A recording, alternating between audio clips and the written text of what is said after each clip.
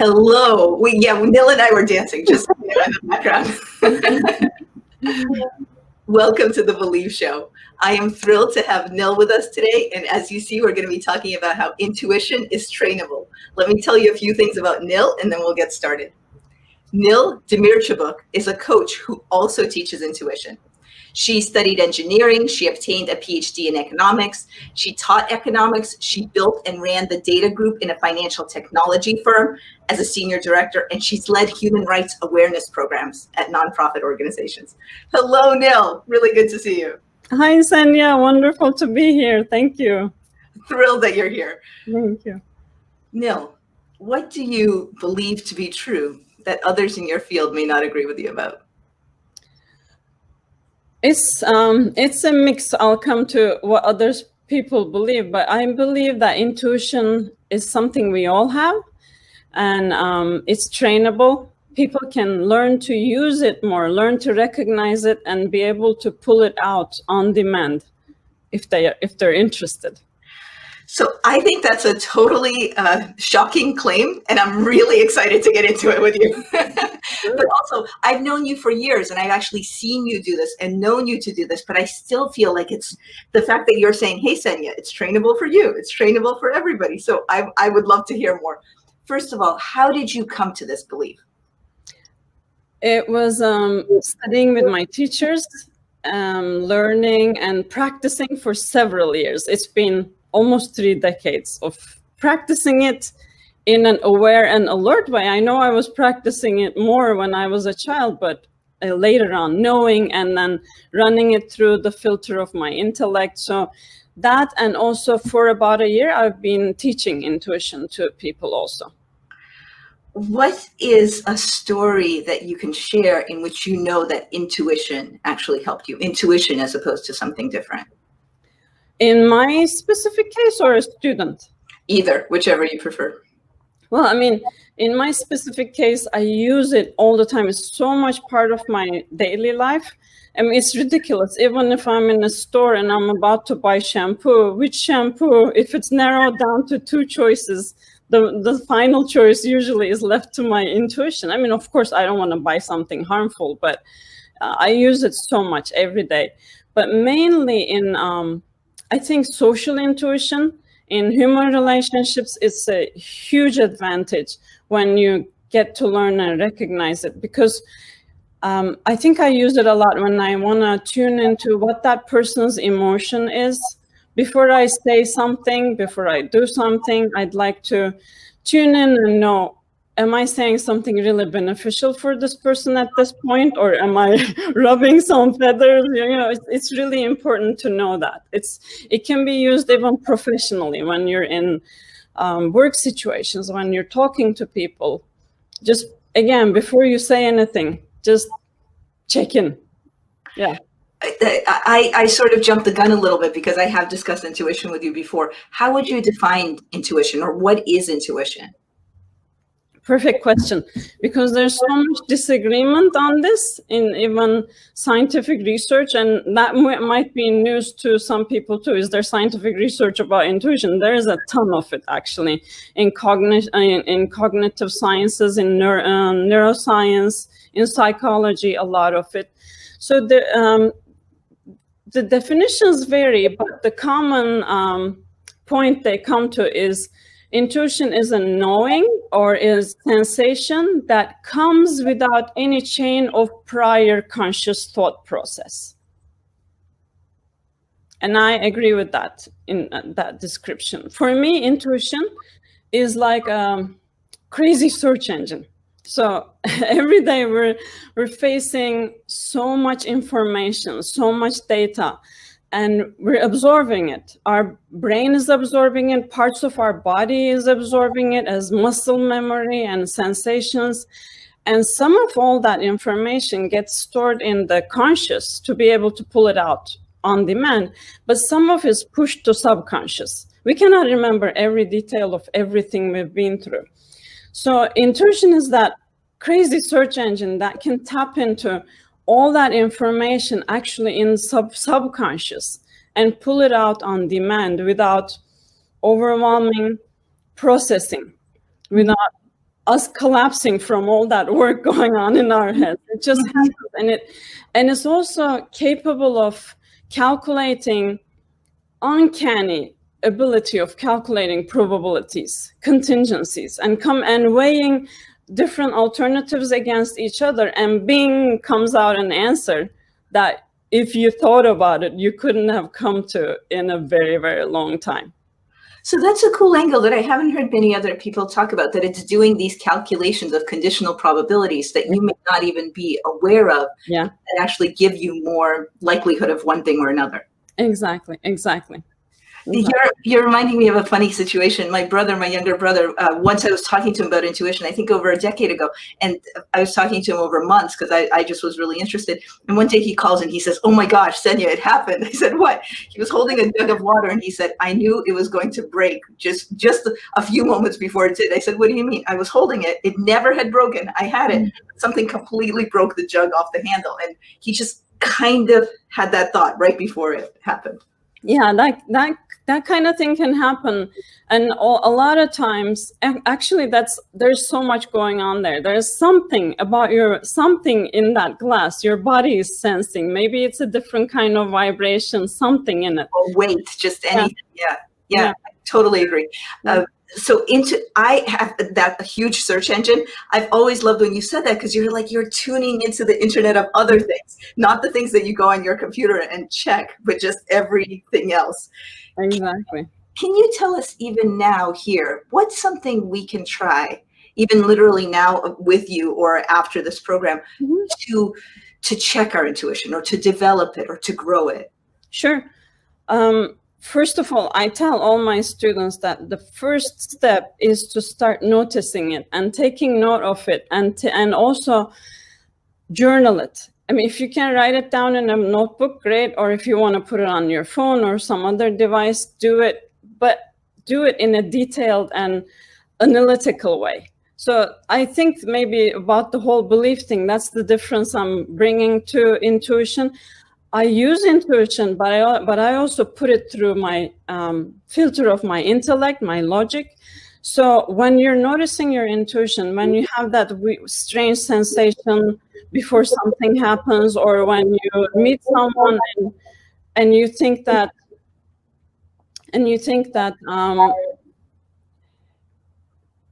you're going to be great friends with this person, or you're not going to get along with this person, note these down along with what were the conditions, what kind of mood were you in at that moment. No, what you were wearing. No, that's not. Maybe if you're more comfortable or less comfortable, sure. Who was around you? What kind of mood were you in? And what was the environment like? Because you're building your own intuition database.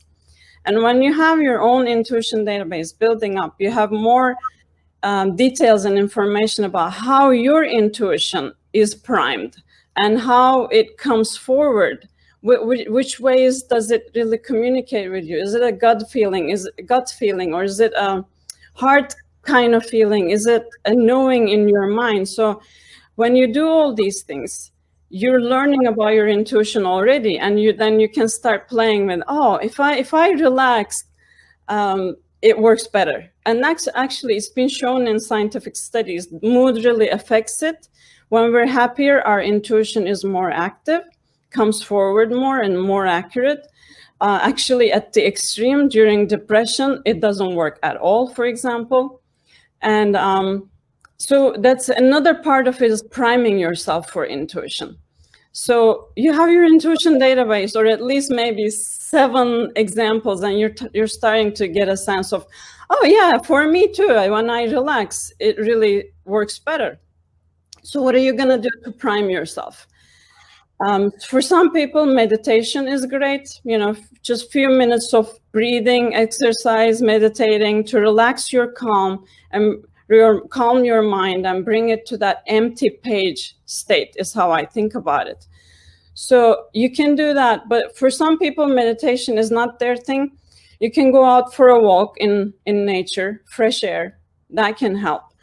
Or for some people, it might be playing a computer game, something mindless on auto drive that relaxes you, is possible. You do that, and then when you feel, I'm really not thinking about anything right now, drop your question onto that blank page and see what comes up.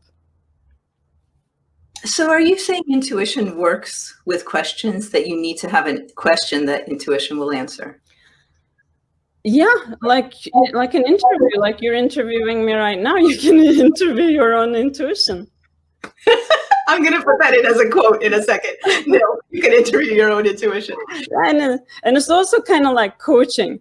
You can ask, it's not always open-ended questions, what should I do? But sometimes you can ask, what should I do in this situation? And you don't get anything. Then you can narrow it down a bit. Or should I go this way or that way? You get a little bit narrower. And now should I put something red on or should put something black on, or, I don't know. Yeah.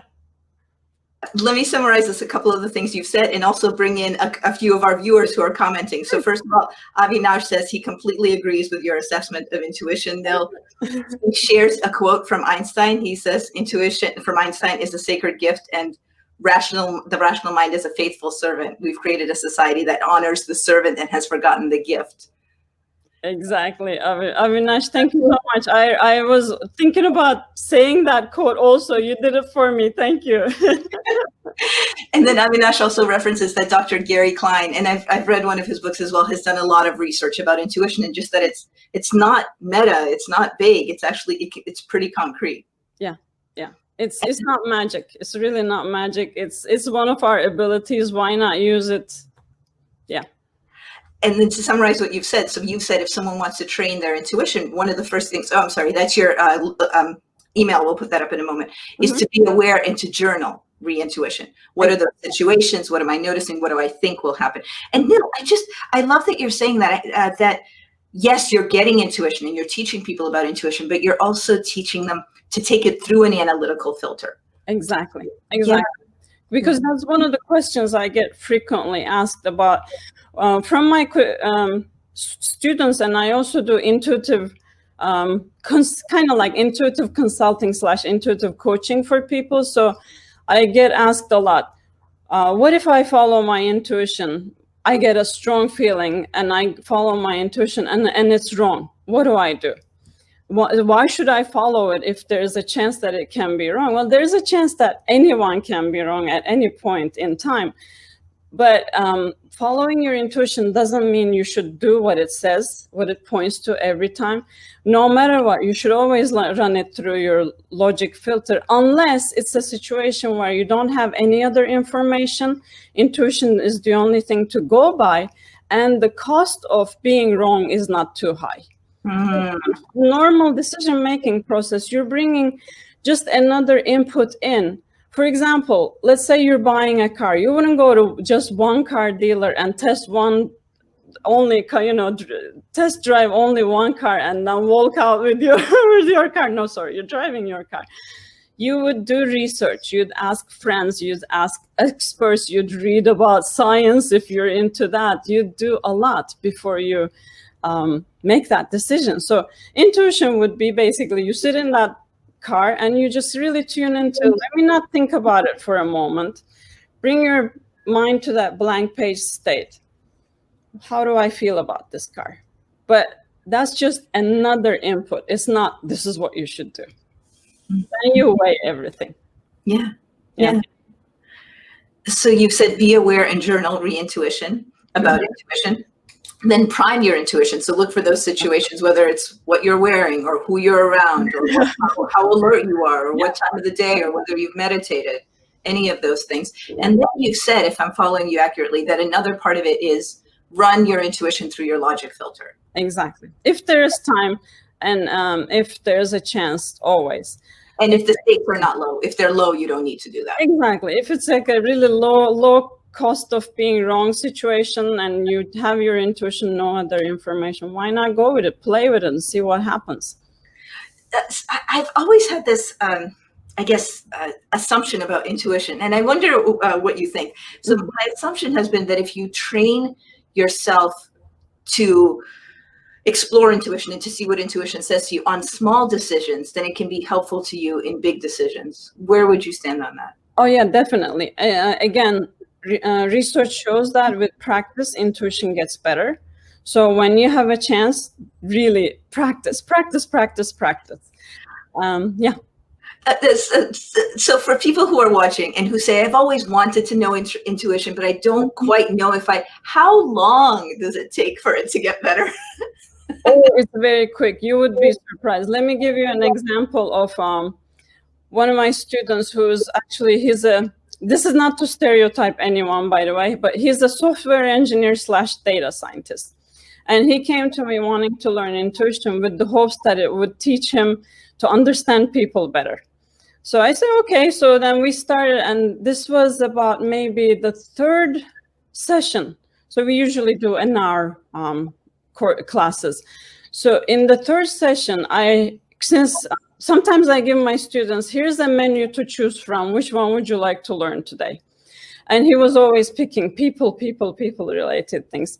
So his third time, I had him go through this picture exercise. But before that, let me talk about one research paper that's really fascinating if anyone wants to look it up. It's done by Nil Demircubuk, who used to be at Stanford. She passed away, unfortunately, and Robert Rosenthal at Harvard University. So they did research in 1993 where they brought students in, participants, who were shown 2-second clips of teachers while they were teaching with the sound off. So they couldn't even hear anything. And then they were asked to rate these teachers in teaching effectiveness. And what came out of and these students are completely strangers to these teachers, what came out of the results predicted these teachers' actual ratings by their own students, by their peers, by their supervisors. So this basically shows we're unbelievably good at reading nonverbal cues in an amazingly short time. So building on that kind of research, I started showing my student, I told him I was going to show him photos, basically portraits of people whom he had no idea, he never met, but I knew these people well. They're just from my photo album. And they're people in some other corner of the world. They'd never meet each other, and I'm not revealing any names or identity or anything like that. What a cool exercise. So you know something about these people. Your student, of course, knows nothing other than the image that they're seeing. Exactly. What an interesting exercise. Okay, keep going. I want to be able to test them and see if what's happening, right? So I show him these portraits, and in some of them are friends that I know really well, and some of them they're even in costume, like Halloween costume. So it's totally out of context. There's nothing in the background that would make him say, "Oh, this is a business executive" or anything like that.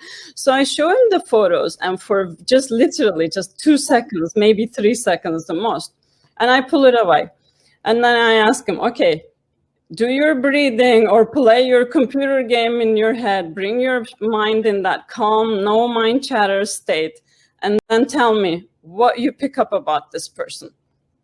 And he does that, and he's humming, and all of a sudden he starts blurting out amazing intuition about these people. These are so detailed, and some of them are so subtle that I'm shocked. I'm listening to, should he start teaching me what's happening here? So he says things like what these people's sense of humor is like, and what their family situation is. And he would say, this person, I think, has been married for a long time and maybe blah, blah, blah. and then he says, and they're at this kind of point in their career and things like this. So I went through photo after photo, person after person. He's accurate. And every time he gets something right, I'm giving him thumbs up. I'm not even talking to not give him any more clues. So he's continuing. And then at the end, another interesting thing, when I do this with my students, I don't tell them any technique or any tool that they can use. I just want to see how they use their intuition intuitively. What do they do? So then after the exercise, I asked him, so how did you do that? And he said, well, I was imagining these people in a living room with me, and I was telling them jokes, and I was watching how they reacted. And I was also putting other characters in. If I felt they had children, I put the children in, and I was just watching and observing how they interacted with these people. So this is coming from this guy who came to me saying, this is not one of those visualize and meditate classes, right? It won't be if you don't want it to be. So here he is imagining a scene in his head, making a movie, putting characters in it, and this is how he got all that amazing intuition. And it's actually, this is a very powerful technique to give people watching, listening, another tangible thing to try. When you're trying to make a decision about a situation, let's say you have a new job offer and you want to know how it's going to work out in your life. Of course, you've done your homework. Of course, you've looked into the company and you've gone through your interviews. You're at the job offer point now. So you can just close your eyes if you want to. Just bring yourself in that calm state where your mind is not talking. If I take this job and then just bring yourself into a calm, relaxed point. Maybe that's in a bubble bath. I don't know, whatever does it for you, with candles or with your computer game. Come to that state and then imagine yourself in that company, in a meeting room. These days, imagine yourself on a Zoom screen with those people. So imagine it somehow working with the people that you interviewed with. And then just feel. Just how does it sit with me? What am I feeling right now? And that gives you so much more information than mulling over how you're going to feel. Are you going to like this job? Are you going to like these people? In such a short time, it gives you unbelievable amounts of information. And again, weigh everything. Don't just take that. Look at your research, look at how you thought about it and run it through your filter, logic filter. Yeah. That's very cool. It feels like you're also asking people to slow down, because if they need to make a job decision, a lot of people, here are the pros, here are the cons. I talked to this person in my life and this person, so I did those checking to get advice. I've done this, but then you're actually saying, hold on, you've done all that work. Yeah. Step back. Exactly. Yeah. Exactly. Yeah, use it. Okay, good. Another one for people to use. What haven't we talked about that we should about intuition? What haven't we talked about? There's so much to talk about intuition. Non-social intuition is kind of interesting. So in non-social intuition, there's a lot of what's called implicit learning. So let me just give another example. Stephen Ceci and Yuri Bronfenbrenner did a famous study in 1985 where they tested 10-year-old kids. So kids are sitting in front of a computer screen and they get a geometric shape in a specific color. It just pops up on the screen. Then it jumps to a random location, looking like random location on the screen. So the kids are asked to predict where the shapes are going to jump. And they're told that this is for school, it's schoolwork, homework for school. So 750 trials, nothing's happening. The kids are just still as terrible as they had started. Then they do an amazing, just ingenious thing. They tell the kids, now you're going to play a game.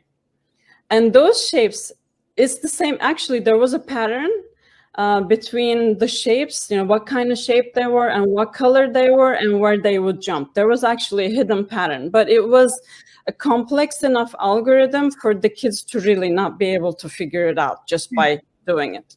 It was too complicated for them to just pick it up. So they replaced those shapes with animals. So for example, hexagon became a bird, something like that. So 1-to-1 matching. So you have animals now, and they have different colors. Again, the color and the animal determines where the animal's gonna jump. And the kids are given this game net, basically, to catch the animal with. And this time, before they start, they're told, you're going to play a game.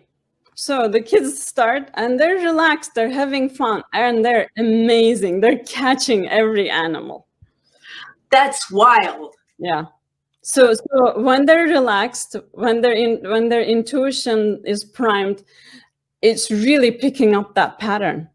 And pattern beyond their normal capability, conscious normal capability, but our brains are capable of doing things like that. So in the first situation, when it was shapes, you said something like 750 tries and nothing was happening.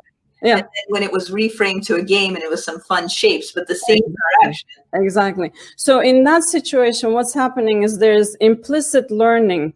It's kind of like non-conscious learning happening about picking up a pattern. And we're doing that all the time. We're living life through our brains are just picking up these patterns that consciously we're not even aware of. We do so much that relies on intuition that sometimes we really forget. I mean, think of a baby learning how to walk. Nobody tells the baby, now you lift this right leg a little bit and put it down, and now shift your body weight a little bit towards that side, and then slowly. And in the meantime, keep your eye on the target and assess the quality and the texture of the surface and what might be around you as obstacles. Nobody tells them that. They're learning, they're implicitly learning. And then you bring the baby into a new situation. They were home and now they're at auntie's home and they can still do it. So we also have adaptability. So you're saying one of the best or most common ways, other than social situations, to use intuition is in learning, in your own implicit learning and different things that you're taking on, that you're trying on. Exactly. So there's so much in our intuition that we can ask its advice for, basically. So don't forget it, is what I'm saying. Yeah. You can interview your own intuition. Yeah. You can be coached by your own intuition too. Yeah. Nil, thank you so much. Two ending questions. The first one is, what thought would you like to leave everybody with who's been with us today? Well, what if intuition can be learned? Get curious about it and start doing some reading, some research, and start taking notes on your own intuition. If you don't recognize it, get to know it, and build your own intuition database. It would help you immensely. Mm-hmm, mm-hmm. When you say intuition database, what do you mean by that? Oh, noting down. I had a hunch about this, and I was at home, and I was very relaxed, or I was playing a computer game, and I was really happy. Those kinds of details. Sometimes you don't know whether intuition works out until later, maybe a day later or a week later. You should still note it down at the time, and then come back if you have more information. Exactly.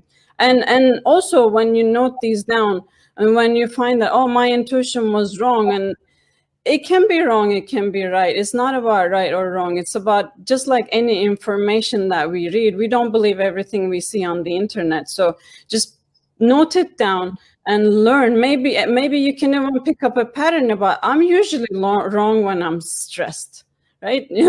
I'm usually wrong when I'm really sad, something like that. And research shows that too. I don't know if you're going to ask me the action question. I am, but before if you want to find Nil, I'll also link to her LinkedIn, but you can reach her, especially for intuition, teachmeintuition@gmail.com. Thank you. Okay. If you could snap your fingers and almost everybody in the world were to take one action, what would you want that to be? There are so many things, but I'll pick for this interview, I'll pick the one about intuition. I would want everyone to be able to get to know their intuition well enough and themselves well enough through it, because when we're getting to know our intuition, we're noticing so much about ourselves.